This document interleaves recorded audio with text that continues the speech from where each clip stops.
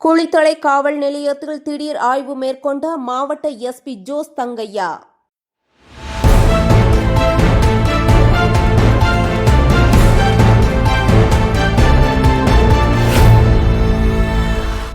குற்ற வழக்கில் உள்ள கைதிகளை மாலை 6 மணிக்கு பிறகு காவல் நிலையத்தில் தங்க வைக்கக்கூடாது. பெண்கள் மற்றும் குழந்தைகள் தொடர்பான விசாரணைகளை அவர்களின் இல்லங்களில் சமூக நலத்துறை அதிகாரிகளுடன் நடத்த வேண்டும் என அறிவுறுத்தினார். இந்த ஆய்வில் குளித்தலை டிஎஸ்பி செந்தில்குமார் மற்றும் காவல்துறை அதிகாரிகள் பலர் கலந்து கொண்டனர். செய்தியாளர் கருணாநிதி.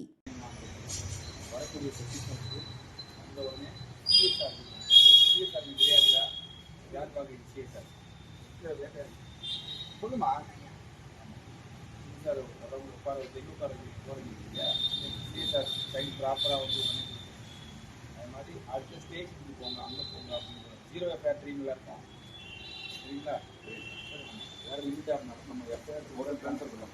நம்ம இந்தியாவில் போட்டு நம்ம ஸ்டேஷனில் இல்லை போடுறோம். இது பக்கத்து ஸ்டேஷன் அனுப்புகிறோம்.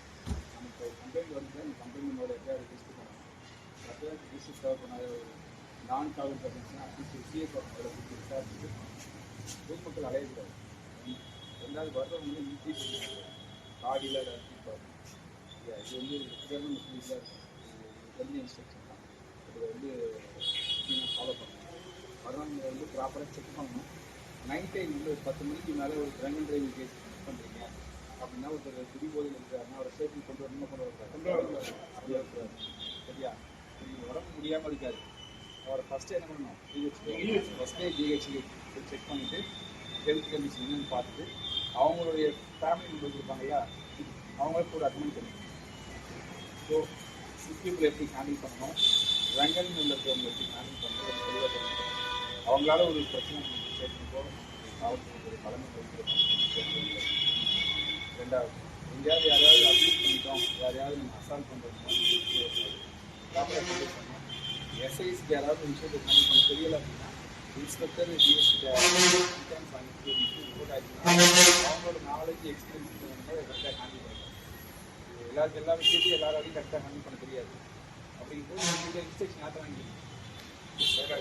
இன்ஸ்பெக்டர் டிஎஸ்கிட்ட ஒரு இன்ஸ்ட்ரக்ஷன் வாங்கிக்கணும். என்ன நம்ம பண்ணணும் பண்ணுறோம். சரியா?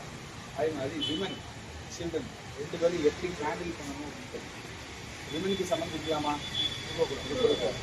எப்படி அவங்க விசாரிக்கணும்? அவங்க யாராவது ஜென்ஸ் கூட விசாரிக்கணும். அவங்களும்